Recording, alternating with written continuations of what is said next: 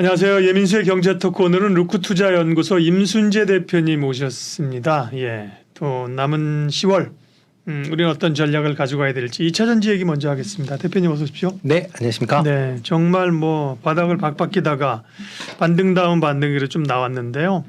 2차전지는 여전히 관심이 있지만 최근에 대체적으로 약세 국면입니다. 일단 지금은 어쨌든 실적이 반영하고 있는데 실적이 소재주 같은 경우 잘 안 나오는 거죠. 대표적으로 에코프로 그룹주부터 해서. 네, 예, 그렇죠. 네. 일단 뭐 3분기 실적이 지금 네. 시장 예상치를 좀 크게 좀 하회하는 그런 모습을 예. 보였습니다. 일단 뭐 각사의 시장 컨센서스는 계속 좀 하락을 했었기 때문에 어느 정도 이제 실적이 조금 나쁘게 나올 것이다라고 네. 예상은 했지만 그거보다 좀 못한 그런 실적을 보였다라고 보시면 뒤에 되겠습니다. 얘기하겠지만 LG엔솔 같은 경우 뭐 셋업체로서 이제 보조금 때문에 잘 나왔고 네, 나머지 소재나 양극재 업체 이런 쪽은 실적이 부진한 거죠. 네, 예, 그렇죠.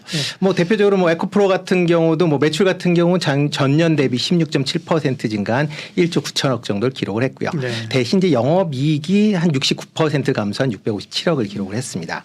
뭐 시장 컨센서스 대비로 본다라고 하게 되면 매출 같은 경우 12% 정도 감소를 했고요. 영업이익도 한 53% 감소하는 그런 모습을 보였습니다. 특히 이제 분기 이익이 1,000억 이하로 떨어진 거는 2022년 1월 1분기 이후에 6개 분기 만에 처음이다라고 보시면 될 것 같고요. 예.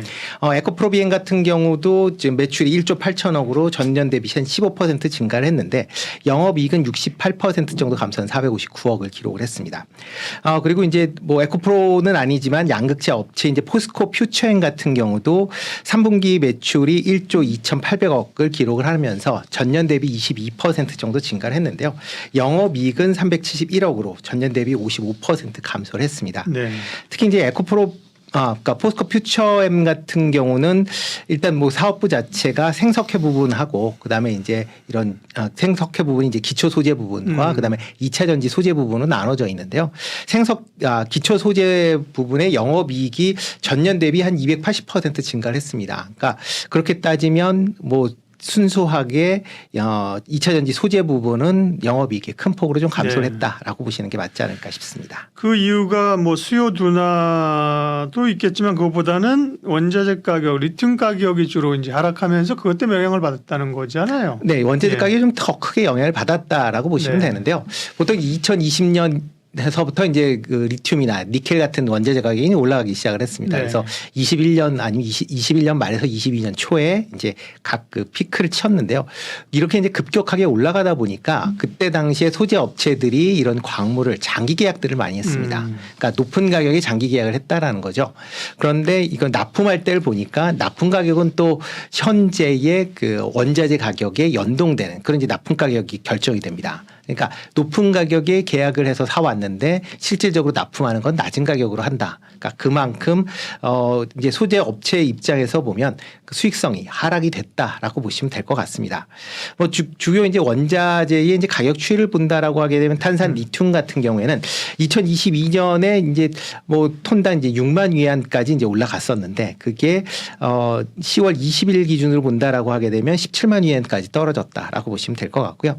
니켈 같은 경우도 2021년도에 톤당 5만 달러까지 올라갔었는데 최근에는 18,000달러 선에서 지금 횡보를 하고 있는 그런 모습을 보고 있습니다. 코발트 같은 경우도 지난 이제 2021년도에 이제 톤당 8만 달러를 넘게 있었는데 최근에는 33,000달러 전후에서 지금 움직이고 있을 만큼 그러니까 그때 당시 그러니까 고점 대비 전체적으로 소재가 한 70% 정도 가격이 하락하는 그런 모습을 보이고 있다라고 네. 보시면 되는데요. 이렇게 이제 소재가 그 가격이 하락했었던 가장 큰 이유는 이제 중국에서 이제 뭐 재고가 많이 남고 그러니까 배터리 재고가 많이 남아 있다라는 게 가장 큰 원인이다라고 보시면 될 것 같습니다. 네. 뭐 이렇게 이제 그 중국 내에서 배터리의 그 원자재가 이제 그러니까 2차 전지가 많이 남다 보니까 신규적으로 이제 배터리를 만들어야 되는 소재에 대한 수요가 감소를 했고요. 그러다 보니까 이런 소재 관련된 소재 원래 이제 원재료가 많이 좀 하락하는 그런 이제 모양새가 이어지고 있다라고 보시면 되겠습니다. 네. 포스코 홀딩스는 실적이 상대적으로 양호한데 여긴 철강 부분이 아직 좀 있는 거고요. 네, 예, 그렇죠. 그래서 대체적으로는 2차 전지 쪽만 하는 쪽은 3분기 실적이 안 좋습니다. 그러다 보니까 그동안에 이제 수급과 기대감으로 오버슈팅한 부분이 있잖아요. 네, 예, 근데 그렇죠. 이제 실적이 나오는 게 적어도 3분기는 네. 4분기는 좀 좋아지는 기대감이 있지만 실적이 3분기 안 좋으니까 목표 주가도 증권사에서 내립니다. 에코프로 같은 경우는 약간 지주사 성향도 있고 그렇기 때문에 에코프로보다는 이제 에코프로 BM이나 뭐 양극재 업체들로 인해서 네. 또 한편에서는 뭐 이 정도면 가격 매력이 있다라는 시각도 있는 것 같아요. 증권사 시각은요. 네, 그렇죠. 일단 뭐 그동안 많이 빠졌기 때문에 네. 뭐 저 빠지겠느냐라는 이제 기대 심리가 이제 작용을 하고 있다라고 보시면 될 것 같고요. 예. 그렇지만 일단 실적 자체는 나빠져 있기 때문에 각 증권사들이 이제 목표 주가를 이제 하향을 하고 있습니다. 좀 전에 말씀했듯이 에코프로 같은 경우는 이제 지주사기 때문에 일단 뭐 대부분 이제 회사들이 그 목표 주가를 그러니까 발표를 안 하고 네, 있는 네. 그런 상황이고요. 2차 전지 소재 업체, 특히 이제 양극재 업체 기준을 본다라고 하게 되면 에코프로 비행 같은 경우는 실적을 발표한 이후에 지금 여러 증권사가 목표 가격을 크게 낮추고 있는 그런 상황입니다. 뭐 대표적으로 하이투자증권 같은 경우는 35만 원에서 27만 원으로 낮췄고요. BNK 증권은 30만 원에서 26만 원. 그다음에 신한증권도 40만 원에서 33만 원으로 낮췄다라고 보시면 될 것 같습니다. 뭐 LNF는 아직 실적 발표 전이긴 하지만 사전적으로 지금 주가가 하향 조정되고 있다, 목표 주가가 하향 조정되고 있다라고 보시면 될 것 같고요. 교보증권 같은 경우는 기존에 37만 원에서 22만 원, 그다음에 신한투자증권도 31만 원에서 21만 원으로 큰 폭으로 낮췄다라고 보시면 되겠습니다. 포스코 퓨처엔 같은 경우도 뭐 지난 7월 달에 에코프로 BM 관련 그룹주들이 올라가면서 포스코 관련 그룹주도의 전부 목표 주가를 큰 폭으로 올렸었는데 이걸 다시 좀 낮추고 있는 그런 모양새다라고 보시면 되는데요. 뭐 대표적으로 신한투자증권 같은 경우는 56만 원에서 43만 원, 그다음에 현대차 증권 같은 경우는 67만 원에서 42만 원, 키움증권도 66만 원에서 57만 9천 원, 뭐 DB투자증권도 57만 원에서 45만 원으로 이렇게 대폭적으로 좀 낮췄다라고 보시면 될 것 같습니다. 네. 2차 전지 소재 쪽은 말씀하신 것처럼 주로 원자재 값 하락을 반영하면서 네. 실적이 안 좋아서 목표가가 내려갔는데 LG엔솔은 실적이 좋았단 말이에요. 네, 그렇죠. 물론 이제 보조금 혜택이라고 하나, 근데 이게 계속 들어올 거잖아요 앞으로. 어쨌든 간에 이제 네, 한동안 들어올다라고 봐야 되겠죠. 셀 업체들은 이런 리튬 가격이나 원재료 가격 네. 영향을 안 받고 네, 예. 보조금을 계속 받으면 네. 셀 업체는 실적이 다른 업체들도 그렇고 물론 이제 LG엔솔이 제일 많긴 한데요. 셀은 좀 차별화가 되는 건가요, 그러면? 일단 셀하고 소재하고는 약간 좀 차별화될 가능성은 좀 있다라고 보여집니다. 뭐 일단 IRA에 따라서 AMPC 보조금이 이제 지급이 되기 때문에 그 덕을 이제 크게 본다라고 보시면 될 것 같고요. 이번에 이제 LG엔솔 같은 경우도 3분기 실적을 본다라고 하게 되면 AMPC 보조금이 2,155억 정도가 영업이익으로 계산이 됐습니다. 근데 LG엔솔도 만약 이런 AMPC 보조금을 뺀다라고 하게 되면 뭐 영업이익이 전년 대비 40%, 그러니까 지금 AMPC를 포함한 금액으로는 7,312억으로 전년 대비 40% 정도 증가를 했는데요. 만약 AMPC 보조금을 뺀다라고 하게 되면 전년보다 영업이익이 감소하는 그런 모습을 보입니다. 그냥 그만큼 셀 업체 입장에서도 보면 뭐 소재 업체보다는 낮긴 하지만 여전히 수익성 측면에서 보면 아직까지는 조금 미진하다라고 보시면 될 것 같고요. 네. 뭐 가장 큰 이유가 전기차 판매에 대한 이제 판매 둔화가 아마 가장 좀 큰 영향을 미쳤다라고 보시는 게 맞지 않을까 싶습니다. 네. 그러면 이제 2차 전지 실적 체크했고요. 향후 이제 변수들을 체크할 텐데 이제 원자재 가격 동향, 그 다음에 그게 이제 실제 가격이 이제 얼마나 멈춰주느냐, 네. 실적이 언제쯤 돌아서느냐, 조금 전에 말씀하신 성장률 둔화 이런 이슈들에서 관전 포인트 알려주세요. 네, 일단 뭐 향후에 소재 기업 관점에서 보면 한동안은 영업 실적이 그렇게 막지는 않을 것이다라고 예상을 하고 있습니다. 네. 약간 좀 부정적으로 좀 보는 그런 측면이 좀 있기는 한데요. 바로 4분기부터 뭐 돌아서거나 그렇지는 쉽지 않을 것이다라고 보여지고요. 아마 좀 네. 장기간 이제 아마 이어질 가능성도 있는 것도 대비를 하셔야 되지 않을까 싶습니다. 예. 뭐 전기차 성장이 계속 이어지기 때문에 2차 전지의 매출 성장세는 아마 꾸준하게 이어질 걸로 예상이 되고 있습니다. 뭐 3분기에도 뭐 매출은 큰 폭으로 증가를 했기 때문에 그 성장세는 이어지는데 영업 이익 측면에서 본다라고 하게 되면 리튬이나 니켈 가격의 하향 안정으로 이런 이제 영업 이익 증가세는 좀 부진한 상황이 좀 이어질 가능성은 좀 크다. 그러니까 뭐 전년 대비 기준으로 보면 뭐 이제 조금 뭐 한 올해만 지나게 되면 전년 대비 증가 감소폭은 그렇게 크진 않을 텐데 네. 절대적으로 늘어나는 금액은 그렇게 크지 않을 것이다라고 좀 예상을 하고 있습니다.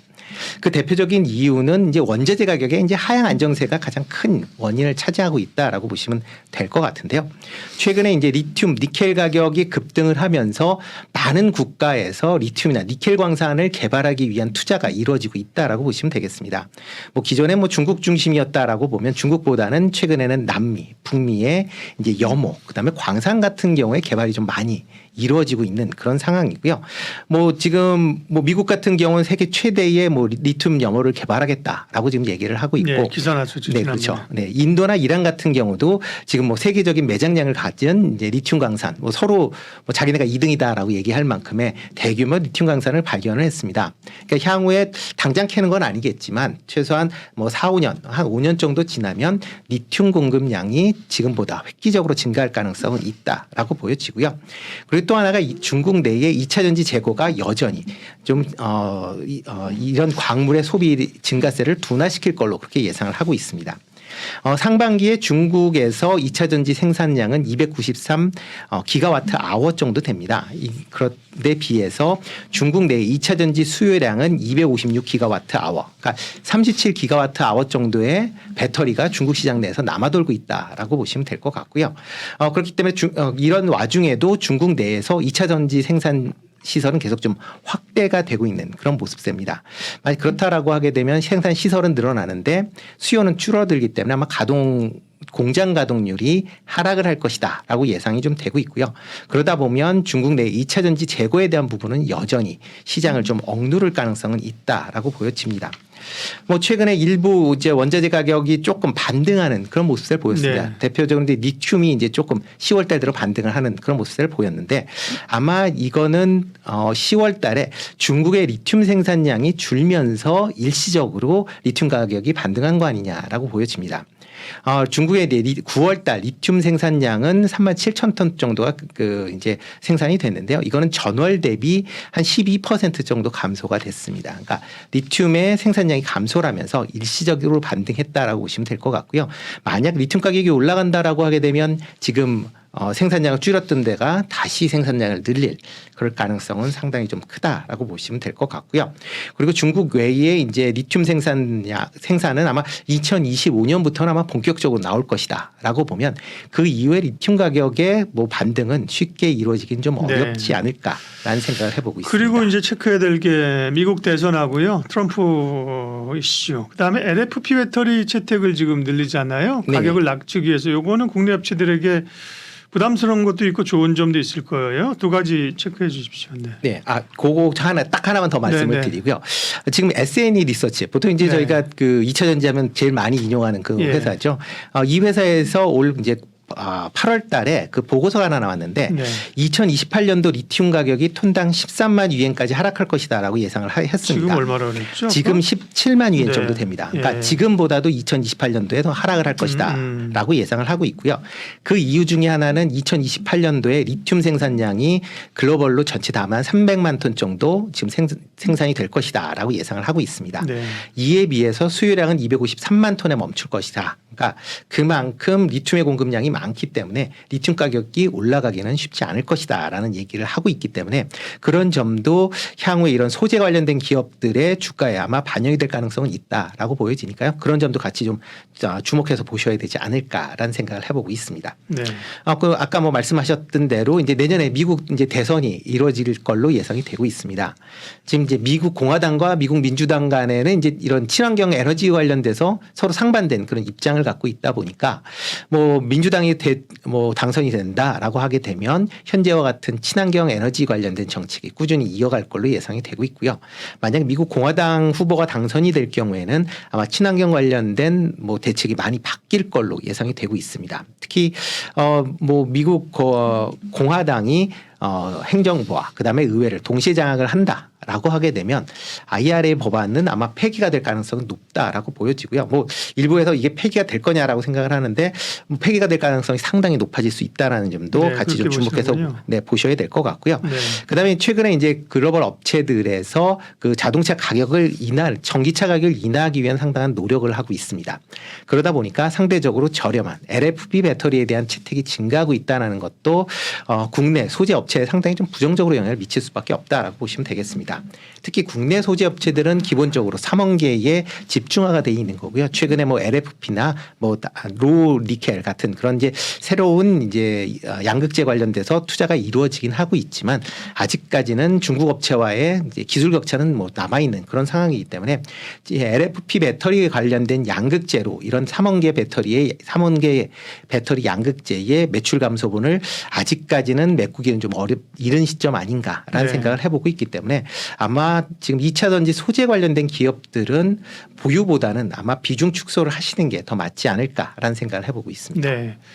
2차 전지 관련된 얘기를 쭉 점검했습니다. 주변 환경 했고요. 소재 쪽은 그러면 이제 비중 축소 쪽이고 다른 쪽에는 투자 기회가 좀 있습니까? 마무리 좀 해주십시오. 네.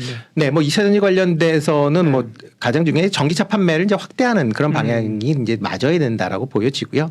그러기 위해서는 아마 전기차 충전 인프라가 확대가 계속 지금 시장의 이슈로 나올 걸로 예상이 되고 있습니다. 네. 지금 뭐 미국 같은 경우도 뭐 2030년까지 50만 개의 뭐 전기 충전소를 구축하겠다. 또 이를 통해서 한 75억 달러 정도의 보조금을 지급을 하겠다라고 지금 밝히고 있는 그런 상황이고요. 그다음에 뭐 현대나 아니면 뭐 미국의 이제 GM 포드 같은 경우도 테슬라의 슈퍼차저를 미국 내에서 사용을 같이 공통으로 이제 사용을 하겠다라고 발표를 할 만큼 이렇게 이제 충전 인프라에 대해서 빠르게 늘리는 그런 이제 작업이 필요하다라고 지금 이제 인식들을 하고 있습니다. 뭐 국내 같은 경우도 정부가 내년에는 전기차에 대한 직접적인 이제 보조금은 줄이고 대신 충전기 구축을 위한 지원 예산을 증액하기로 했습니다. 특히 충전기 구축 지원 예산이 4,365억으로 올해보다 44% 증가할 것이다라고 보여지니까요. 그만큼 충전기 관련 기업들에 좀 더 주목을 보실 필요가 있지 않을까라는 생각은 좀 해보고 있습니다. 네. 관련된 기업은 어디 눈여겨볼 만한 데가 어디가 있어요? 네, 일단 뭐 대표적으로 본다. 그러니까 지금 현재는 뭐 큰 기업 중에서는 뭐 비상장 회사들이 좀 많다라고 네, 네. 보여지고요. 뭐 그 중에서 일단 계열사나 자회사로 이런 충전기 관련된 기업을 갖고 있는 회사 중심으로 지금 보셔야 되지 않을까라는 생각을 해보고 있습니다. 대표적으로 뭐 SK 네트워크스, 뭐 롯데정보통신 좀 관심 있게 보시면 어떨까 싶습니다. 네. 제2의 중동붐 이야기를 하도록 하겠습니다. 대통령이 지금 사우디 카타르 국빈 방문하면서요. 기대감이 네. 굉장히 높아졌는데 우리는 중국 사실 중동에서 전쟁이 한편에 있지만 네, 그렇죠. 사우디나 이런 카타르 같은 예. 경우는 조금 뭐 상대적으로 좀 떨어져 있기 때문에. 그러게요. 네. 이들 나라들이 우리나라에 왜 중요한 거죠? 원천적으로 얘기하면. 네, 가장 중요한 이제 교육 상대국, 특히 에너지 상대국이다라는 점에서 좀 주목을 해 보셔야 되지 않을까 싶습니다. 뭐 사우디 같은 경우는 이제 국내 원유 수입의 38%를 사우디에서 수입을 해오고 있습니다. 네. 그만큼 사우디의 이제 원유 공급이 중요하다라고 보시면 될 것 같고요. 특히 이제 최근에 이제 유가 상승하고 뭐 지정학적 뭐 리스크 이런 것 때문에 안정적인 에너지 공급이 이제 국내에서도 이제 필요한 상황이다라는 관점에서 조금 주목해서 보셔야 되는 거고요. 또 이제 국내 같은 경우는 뭐 많이 중동하면 생각나는 게 이제 건설 또 그렇죠. 인프라 뭐 네. 이런 식으로 많이 생각을 하시니까 뭐 그런 점에서도 상당히 중요하다라고 보시면 되겠습니다. 특히 올해 같은 경우는 국내 건설 기업이 사우디에 진출한 지 50주년이 되는 그런 네. 이제 해다 보니까 그런 점에서 좀 더 이제 건설 관련된 분야에 대한 그런 부분도 좀 주목을 받고 있다라고 보시면 될 것 같고요. 뭐 카타르 같은 경우도 국내 에너지 중 특히 이제 LNG 수입량의 한 20%를 차지할 만큼 상당히 이제 중요한 그런 국가입니다. 특히 이제 LNG 수입 기준으로 보면 이제 수입국으로 2위를 차지하고 있고요. 뭐 참고적으로 말씀드리면 1위는 호주에서 들어온다라고 보시면 되겠습니다. 특히 이제 LNG 운반선을 국내 조선사에 발주를 많이 하고 있기 때문에 그런 관점에서 카타르도 중요한 이제 나라다라고 보시면 될 것 같습니다. 네. 특히 이제 그러다 보니까 이제 이번에 이제 대통령도 이제 가면서 가장 중요한 게 이제 경제에 관련된 그런 이제 그렇죠. 네, 뭐 관련된 분야를 네. 얘기를 했었고요. 누가 갔냐가 이제 또 중요한 거잖아요. 네, 그러다 네. 보니까 이제 대규모 경제사절단도 같이 예. 동행을 했습니다. 뭐 과거와는 다르게 이제 한국경제인협회가 이제 주축이 돼서 지금 뭐 방문사절단이 구성이 됐다라고 보시면 될 것 같고요. 총 139개 회사가 참여를 하고 있습니다. 사우디에는 이제 130개 회사, 그다음에 카타르는 59개 회사. 그러니까 두 개 회사를 같이 가는, 그러니까 두 국가를 같이 가는 회사도 있고 따로따로 가는 회사도 좀 있다라고 보시면 될 것 같습니다. 이 외에도 이제 뭐 국내 이제 주요 기업들이 대기업들이 한 35개사가 이제 참여를 하고 있고요. 이뿐만 아니라 미래 성장이 유망되고 수출을 좀 많이 하고 있는 중소 중견 기업도 한 72%를 차지할 만큼 뭐 대기업뿐만 아니라 중견 기업들에 대해서도 이제 참여가 좀 많이 이루어졌다라고 보시면 될 것 같습니다. 네. 이번에 간 뭐 분야를 본다라고 하게 되면 가장 뭐 첫 번째 얘기하는 게 건설 인프라 관련된 기업들, 그다음에 스마트 시티나 스마트 팜. 그다음에 청정 에너지 관련된 부분, 그다음에 방산이나 자동차, 뭐 첨단 제조 이런 쪽의 산업 분야, 그러니까 뭐 다 대부분의 이제 산업이 망라돼서 지금 방문을 했다라고 보시면 될 것 같습니다. 특히 이제 대기업 같은 경우는 뭐 좀 더 많이 관심을 갖게 되는데요. 대표적으로 뭐 이재용 삼성그룹 회장이 참석을 하고 있고요. 뭐 정의선 현대차그룹도 그렇죠. 예. 같이 방문하고 있습니다. 그 외에 김동관 하나그룹 부회장, 그다음에 허태수 GS 회장, 그다음에 정기선 HD 현대 사장들도 같이 지금 수행을 하고 있는 그런 상황이다라고 보시면 될 것 같고요. 특히 이제 HD 현대그룹 같은 경우는 뭐 6개 계열사의 이제 사장, 그러니까 임원급도 지금 같이 지금 방문을 할 만큼 조금 이제 사우디 관련된 인프라 관련된 회사들이 네, 많잖아요. 그렇죠. 예. 뭐 대표적으로 뭐 HD 현대가 뭐 지주다 그렇죠. 네. 보니까 그렇고요. HD 이제 현대 오일뱅크는 이제 뭐 에너지 관련된 기업이니까 뭐 참석이 되는 거고, HD 현대중공업, HD 한국조선해양은 이제 조선 이제 발주 관련돼서 이제 참석을 한다라고 보시면 될 것 같습니다. 그리고 HD 현대건설기계 같은 경우는 최근에 그 중동 지역에 이제 건설기계 수출이 많이 증가를 하고 있기 때문에 그런 점을 감안했다라고 보시면 될 것 같고요. 네. HD 현대 일렉트릭 같은 경우에는 뭐 변압기 관련돼서 이제 사우디에서도 이제 변전소 관련돼서 이제 네. 건설을 하면서 납품이 이제 확정이 됐습니다. 그렇기 때문에 추가적인 납품에 대한 그런 기회를 잡기 위해서 뭐 방문을 했다라고 보시는 게 좀 맞지 않을까라는 생각을 해보고 있고요. 그 외에 뭐 삼성그룹 같은 경우도 뭐 삼성전자뿐만 아니라 뭐 사우디 관련 건설 인프라를 담당하고 있는 삼성물산이나 삼성엔지니어링이 같이 동행을 했다라고 보시면 되겠습니다. 그리고 뭐 하나 같은 경우는 뭐 일단 한화 뭐 여러 가지 이제 상황도 있겠지만 특히 이제 방산 관련된 분야에 최근에 이제 하나가 집중을 하면서 하나 에어로스페이스, 하나 오션 같은 계열사들이 같이 참여를 했다라고 보시면 될 것 같고요. 현대차 그룹 같은 경우 뭐 현대차뿐만 아니라 건설, 현대 엔지니어링 같은 그런 이제 건설 인프라 관련된 회사들도 같이 참여를 하고 있는 그런 모습을 보였습니다. 네. 제2의 중동 붐이 정말 있을 수 있을 것인가. 네옴시티 관련된 수주들. 근데 지금은 뭐 그동안도 빈살만 왔을 때도 그렇고 네. 뭐 MOU 체결해서 얼마를 뭐 서로 했다는데 MOU는 사실 구성력은 없는 거거든요. 네, 예, 그렇죠. 이게 이제 숫자로 나와야 되고 네. 실제로 이제 계약이 체결되고 그래야 되는데요. 분야별로 그러면 우리가 이제 중동 사우디하고 뭐 카타르 아랍에미레이트 분야별로 주요 좀 협력 관계가 구체화될 수 있는 거를 네. 섹터를 몇 개 좀 더 구체적으로 얘기해 주세요. 네, 일단 뭐 지난 이제 작년 11월에 네. 이제 빈살만 왕세자가 네. 온 뒤에 뭐 전략적 뭐 동반자 관계다라고 뭐 얘기를 하면서 네. 격상을 했고요. 이번에 이제 윤 대통령이 방문하면서 미래지향적 전략 동반자 관계로 심화 발전을 하겠다라고 뭐 크게 이제 공동 성명에서 이제 이렇게 발표를 했다라고 보시면 될 것 같고요. 그만큼 이제 다양한 분야에서 경제 협력 이제 좀 확대되고 있다라고 보시면 될 것 같습니다.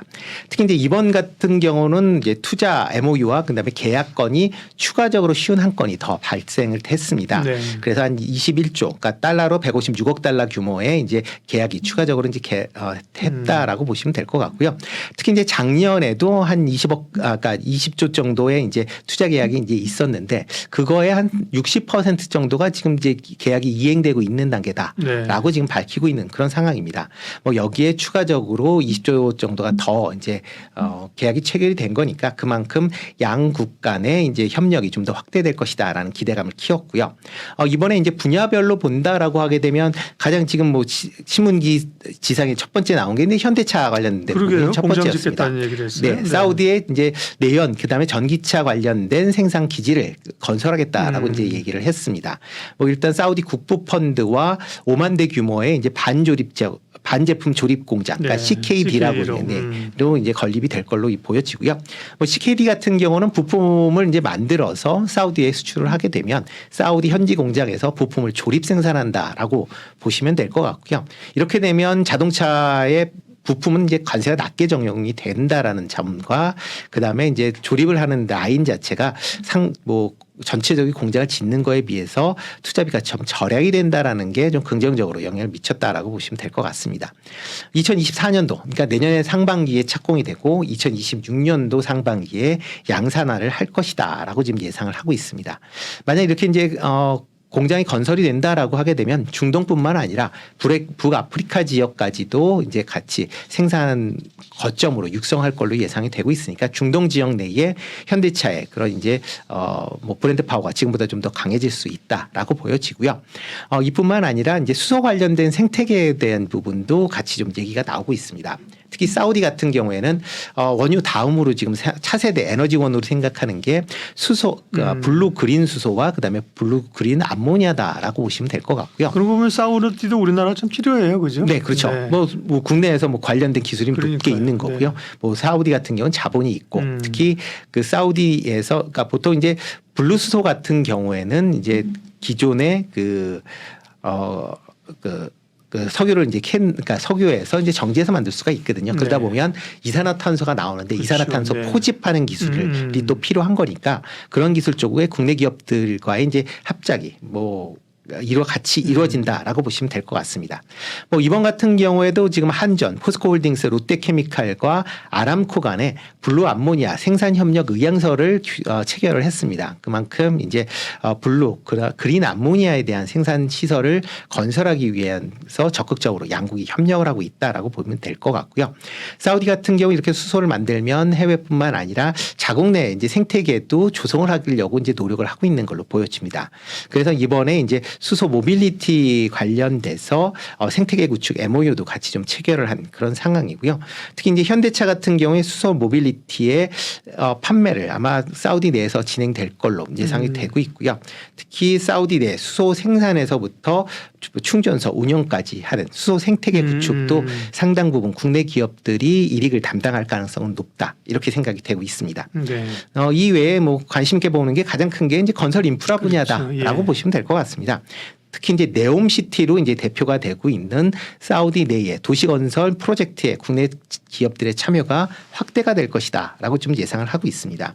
뭐 네옴시티 같은 경우 뭐 작년에 얘기가 한참 나온 이후에 좀 조용하게 지금 지내고 있지만 뭐 이제 진행 속도가 좀 더딘 건 사실인 것 같습니다. 그렇지만 뭐 사업 자체가 접힌 건 아니고요. 계속 네. 추진하고 있는 그런 상황이다라고 보고요. 그다음에 꾸준하게 발주가 이루어지고 있는 상황입니다. 그런 건 좋아요. 이제 네. 예를 들면 민주정권이 갖고 4년마다 정권 교체되고 이러면 네. 정책이 바뀔 수 있는데 뭐 네. 빈살만이야 뭐 그렇죠. 계속 쭉 하는 거니까. 네, 뭐 그죠? 죽을 때까지는 뭐 이제 그러니까요. 30대니까 뭐 죽을 때까지 한다. 살아있는 동안은 추진하겠죠. 네. 그죠? 뭐 네. 2, 30년은 갈 거기 때문에 그러니까요. 예. 네, 뭐 되지 않을까라는 생각이 들고 있고요.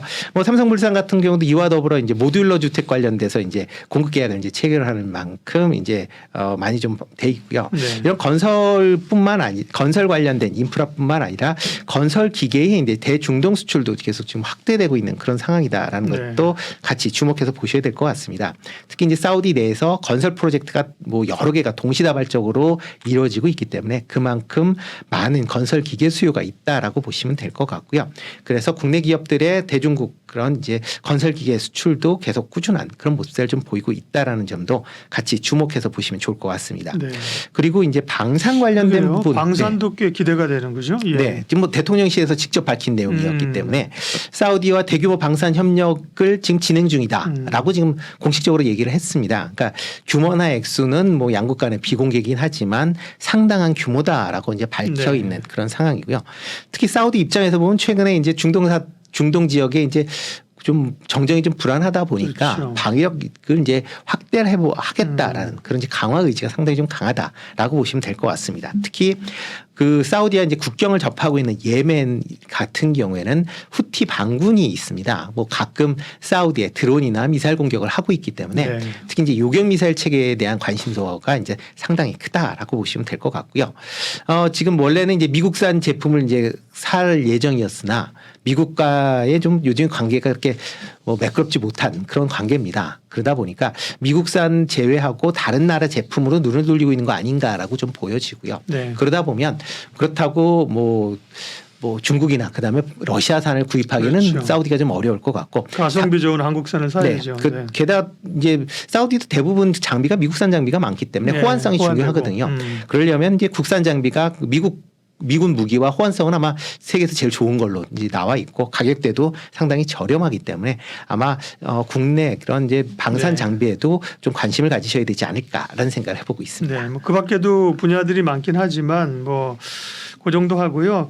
그러면 대통령의 중동 순방, 제2 중동붐, 그리고 네옴시티 관련해서 관심 가질 대표님 관심 좀 알려주세요. 네, 일단 뭐 건설 관련 쪽이다라고 하게 되면 네. 가장 첫 번째로 뭐 네옴시티 하면 나오는 게 이제 네, 한미글로벌. 한미글로벌. 네, 네. 한미글로벌 좀 관심 있게 보시면 좋을 것 같고요.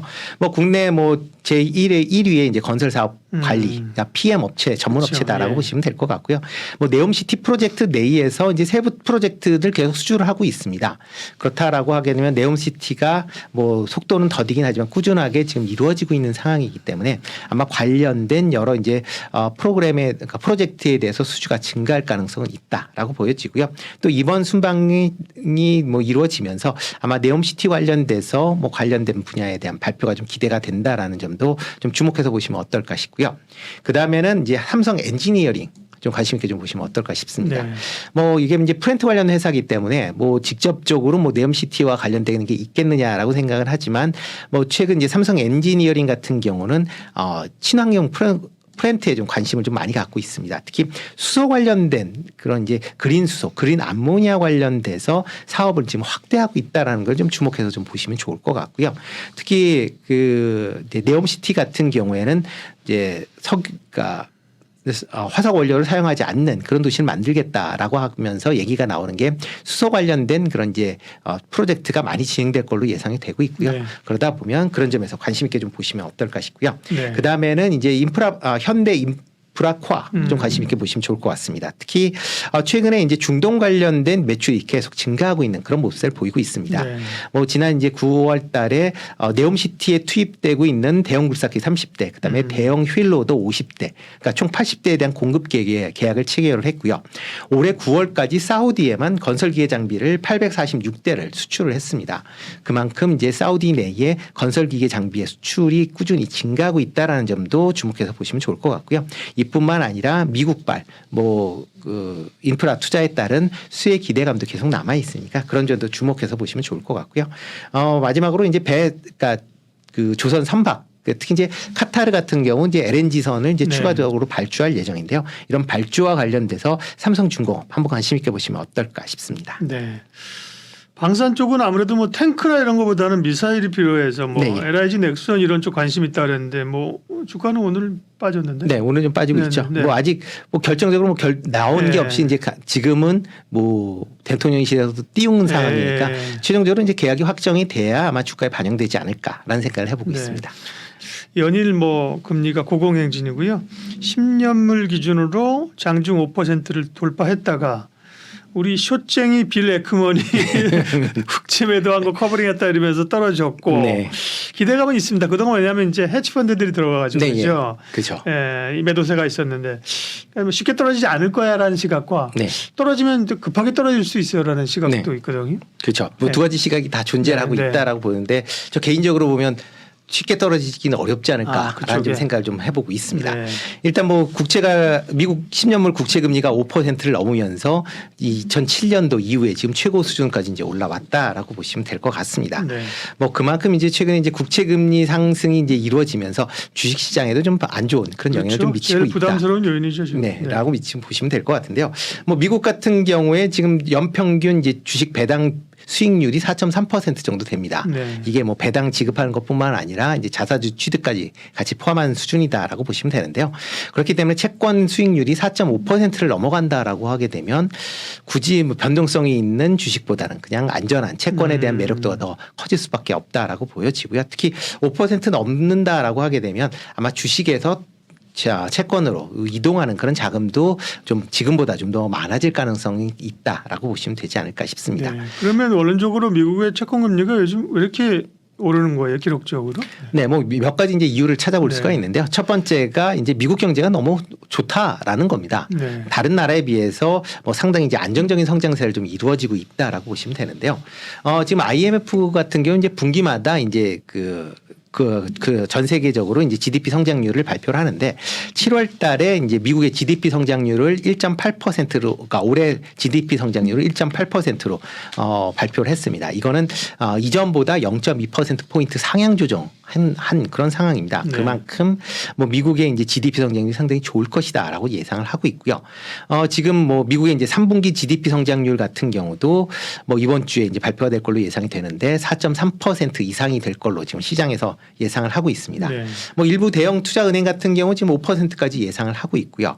애틀란타 연은에서도 이제 GDP 나우라고 그래서 이렇게 이제 GDP 성장률을 예측하는 그런 이제 그 프로그램을 돌리고 있습니다. 아마 뭐 관심 있으신 분은 애틀란타 연은, 그러니까 연방은행에 아마 네. 접속을 해서 한번 보시면 되는데요. 여기에서는 3분기 미국의 GDP 성장률을 5.4%로 예측을 하고 있습니다. 그러니까 뭐 지금 시장에서 일반적으로 예측한 4.3%보다 1% 이상 높은 경제 성장률을 기록을 할 것이다라고 예상을 하고 있는데요. 가장 큰 이유는 이제 소매 판매가 계속 지금 좋았다라는 겁니다. 뭐 지금 9월달 소매 판매도 전월 대비 0.7%를 상승을 기록을 했는데요. 지난 9월 달에도 0.7%, 8월 달에 0.8, 7월 달에 0.5. 그러니까 전반적으로 이런 이제 소매 판매가 좋아졌기 때문에 미국의 경제가 그렇게 나쁘지 않다라고 보시면 될 것 같습니다. 이에 비해서는 이제 유럽이나 중국 경제권은 뭐 성장세 둔화가 계속 좀 이루어지고 있는 그런 상황이다라고 보시면 되고요. 특히 이제 유럽 같은 경우, 특히 이제 EU에서 중추적인 역할을 하는 독일 같은 경우는 IMF에서 올해 GDP 성장률을 마이너스 0.3%로 지금 예상을 하고 있습니다. 그러니까 역성장을 할 만큼 유럽, 뭐 독일이 안 좋다 보니까 유럽 지역 전체적으로 성장률이 좀 그러니까 부진할 걸로 예상이 되고 있고요. 뭐 중국 같은 경우도 뭐 3분기 성장률이 4.9%로 시장 예상치를 상회를 했지만 여전히 절대 수준으로 보면 그렇게 높진 네. 않은 수준이 지금 이어지고 있다라고 보시면 될 것 같습니다. 미국 경제가 뜨겁고 여전히 네. 인플레이션은 높고 그러니까 이제 금리를 높게 가져가는 구조가 미국만 되는 거고요. 네, 예, 그렇죠. 실질적으로 수급상 미국이 예산을 많이 쓰면서 재정 적자 때문에 채권의 공급을 네. 늘리는 게 실질적인 또 원인이잖아요. 그렇죠. 그게 가장 큰 지금 이제 금리가 올라가는 건 예. 그거다라고 이제 생각이 되고 있습니다. 네. 특히 가장 큰 게 미국 재정 적자가 확대가 되고 그다음에 미 민주당에서 그러니까 백악관에서 기본적으로 씀씀이를 줄일 생각이 없다라는 거거든요. 그렇죠. 네, 지금 이제 2023년도 이제 미국 회계연도, 그러니까 미국 같은 경우는 10월부터 그 다음에 9월까지가 이제 회계연도입니다. 네. 이 기간 동안에 지금 본다라고 하게 되면 이제 2023년이면 작년 10월부터 올 9월까지입니다. 재정 적자가 1조 7천억 달러입니다. 그러니까 1조 7천억 달러면 그 미국 GDP의 6.3% 수준. 대단히 높은 수준이다라고 보시면 되는데요. 뭐 참고적으로 유로존 같은 경우는 재정 규모 적자가 GDP의 3.4% 정도 수준에 불과하다라고 보시면 될 것 같고요. 그리고 예전에 이제 문제를 일으켰었던 그리스 같은 경우는 지금 재정 흑자를 기록을 하고 있습니다. 그만큼 대부분이 이제 재정 적자를 줄이기 위해서 노력을 하고 있는데 미국 같은 경우는 지금 늘리고 있다라고 보시면 되는데요. 특히 2023년도에 1조 3,500억 달러에 비해서 23% 증가하는 그런 모습을 보이고 있습니다. 그러니까 계속 그러니까 확대를 하고 있다라고 보시면 될 것 같고요. 뭐 지금 OECD 대부분의 이제 국가들의 이제 재정 적자 비율에 비해서 월등히 높은 그런 이제 재정 이제 적자를 이제 기록을 하고 있고요. 뭐 그러다 보면 이제 재정 적자가 이제 많이 이루어지게 되면 어쩔 수 없이 뭐 이 재정 적자를 메꾸기 위해서 뭐 세금을 더 걷거나 아니면 채권을 발행을 해야 되는데 미국 같은 경우도 뭐 계속 부자 감세가 계속 이루어졌기 때문에 뭐 추가적으로 걷기보다는 채권을 발행을 통해서 이 부족분을 지금 메꾸고 있다라고 보시면 될 것 같습니다. 그렇기 때문에 올해 이제 지금 미국에서 이제 채권을 지금 발행한 규모를 본다라고 하게 되면 지금 지난 10월 22일 기준으로 지금 미국 국가 부채가 33조 6,600억 달러 정도 됩니다. 됩니다. 이 정도 금액은 지난 6월 달에 국가 부채 한도를 이제 증액을 한다라고 했을 때가 31조 4천억 달러였으니까 지금 뭐 한 넉 달 동안 2조 2천억 달러의 만큼의 이제 미국 내의 채권 부채가 증가를 했다. 그러니까 대부분은 이제 채권을 찍어서 그 부분을 해결했다라고 보시면 될 것 같고요. 그러다 보니까 미국 내에서 채권 이자도 한 6,600억 달러를 지급을 합니다. 그러니까 이렇게 뭐 33조 정도 되니까 뭐 채권도 한 6,600억 달러 정도의 지급을 하는 거고요. 작년에 4,750억 달러였으니까 이거에 비해서 상당 부분 뭐 건 한 40% 정도 증가를 했다라고 보시면 될 것 같습니다. 네. 뭐 향후 10년 동안의 이자 비용만 지금 10조 달러가 넘을 것이다라는 그런 이제 예측치가 나올 만큼 지금 미국의 이제 부채를 이제 확대하는 차원에서 그러니까 관련된 비용들이 많이 발생을 하고 있고 이게 아마 추가적으로 미국 부채를 그러니까 미국 채권을 더 찍어야 되는 그런 상황으로 몰리지 않았나라는 생각을 좀 해보고 있고요. 또 하나가 이제 미국의 정치 문제입니다. 뭐 미국 같은 경우도 뭐 민주당과 공화당 양당 간의 정쟁이 상당히 좀 격화가 되고 있는 그런 상황이고요. 이 와중에 또 뭐 공화당은 또 내분이 또 있는 관계로 인해서 미 하원 의장이 의장 선출이 계속 지연되고 있죠. 뭐 탄핵이 되면 이제 3주째 지금 공석이 되고 있고요. 네. 지금 뭐 공화당 내 이견으로 인해서 지금 하원 의장 선임이 아마 쉽게 되지 않을 가능성이 좀 있다라는 얘기들이 계속 나오고 있습니다. 특히 더 이게 미국 의회가 좀 주목을 받는 이유는 11월 17일 날 되면 그러니까 2024년도 회계년도 예산안의 통과 마감 시한입니다. 지난번에 임시적으로 한 달 네. 반 미뤄놓은 거잖아요. 네, 그렇죠. 그거에 대해서 이제 다시 시한이 도래한다라는 네. 거고요. 하원 의장이 없는 상황에서는 임시 예산안도 통과하기가 어려울 것이다라는 게 지금 뭐 대체적인 뭐 시각이다라고 보시면 되겠습니다. 이유는 하원 의장 대행을 뭐 과거에 뭐 잠깐 해봤지 이렇게 길게 해본 적이 없고 그다음에 이렇게 하원 의장 대행이 과연 예산안을 통과할 수 있느냐라는 권한이 있느냐라는 그런 또 얘기들이 나오고 있기 때문에 아마 좀 어렵지 않을까라는 생각이 되고 있고요. 만약 예산안이 통과하지 못한다라고 하게 되면 뭐 11월 18일서부터 미국 연방 정부의 셧다운이 바로 발생될 가능성은 있다라고 보시면 되겠습니다.